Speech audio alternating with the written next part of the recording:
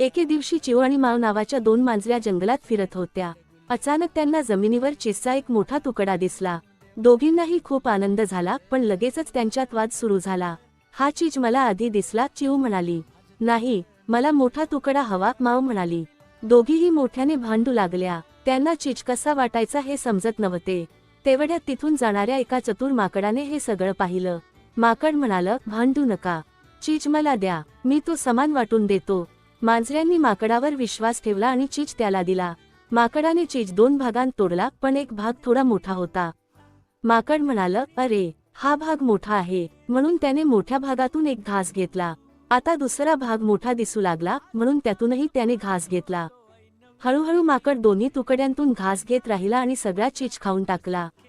शेवटी मांजऱ्यांच्या हातात काहीच उरलं नाही। चिऊ आणि माव खूप दुःखी झाल्या।